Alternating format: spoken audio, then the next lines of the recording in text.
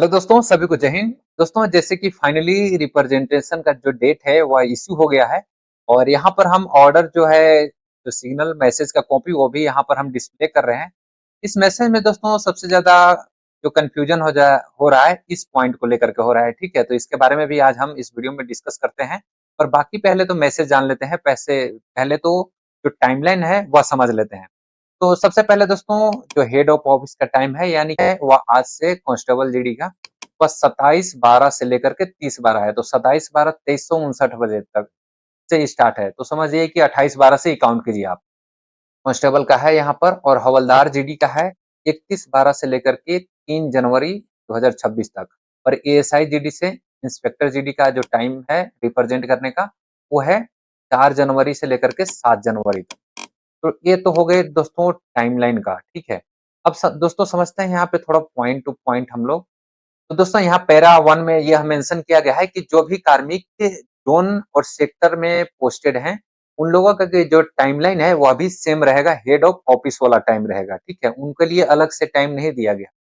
तो जोन और सेक्टर में अगर आप पोस्टेड होंगे तो आप जो हेड ऑफ ऑफिस का टाइम दिया हुआ है यानी यूनिट का जो टाइम दिया हुआ है वही टाइमलाइन उनके लिए भी लागू होगा।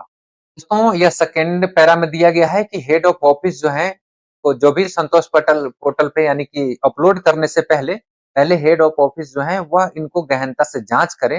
इसके बाद ही जो रिप्रेजेंट का केस है वह संतोष पोर्टल के माध्यम से आगे फॉरवर्ड करें।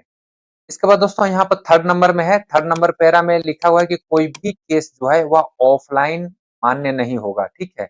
जो भी केस होगा वह ऑनलाइन ही होगा यानी कि संतोष पोर्टल के माध्यम से ही होगा।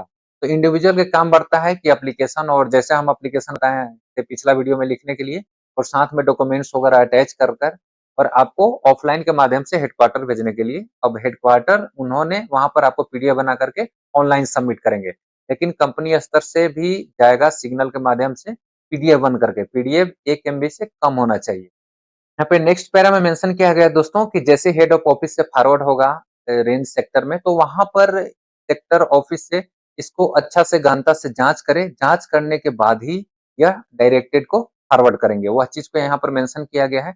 इसके बाद दोस्तों नेक्स्ट है कि अगर आप टाइमलाइन के अंतर्गत अगर नहीं आप ट्रांसफर सबमिट करते हैं जो टाइमलाइन दिया हुआ है तो वह मान्य नहीं होगा यानी कि रद्द कर दिया जाएगा। दोस्तों आप समझ गए यानी कि आपको निर्धारित समय सीमा जो दिया हुआ है उसके अकॉर्डिंग ही आपको रिप्रेजेंट करना है, टाइमलाइन जैसे कि ऊपर दिया हुआ है। उसके बाद लास्ट में यहाँ पे मेंशन किया गया है दोस्तों कि कोई भी रिश्तेदार या फिर सीनियर अधिकारी के थ्रू या फिर रिश्तेदार के माध्यम से या किसी अन्य स्रोत जैसे कि राजनीतिक पार्टियां के माध्यम से अगर आप ट्रांसफर के लिए आप अगर करते हैं तो उस कंडीशन में एप्लीकेशन को एक्सेप्ट नहीं किया जाएगा।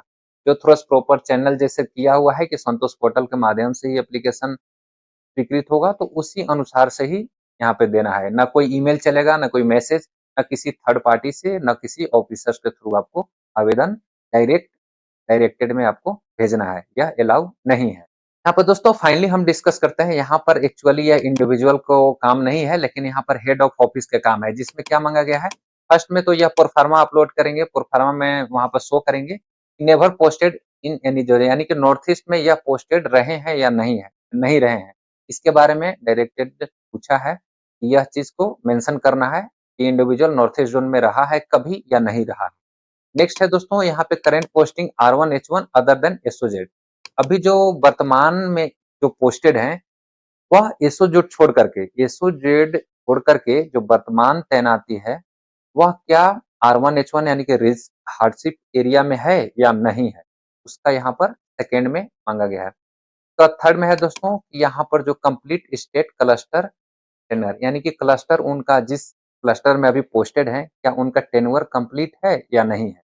तो यह 3 पॉइंट है दोस्तों जो कि यह हेड ऑफ ऑफिस द्वारा मांगा गया है। तो इसका रीजन कुछ भी हो सकता है जो कि यहाँ पर पता नहीं है, बट यह इंडिविजुअल का काम नहीं है। यह सारी चीज मैंने सिर्फ नॉलेज के लिए बताया हूँ और इंडिविजुअल का सिर्फ इतना ही काम है कि एप्लीकेशन साथ में मेडिकल डॉक्यूमेंट्स है तो अटैच करके और आगे सबमिट करना, वो भी निर्धारित समय सीमा जो दिया हुआ है उसके अनुसार।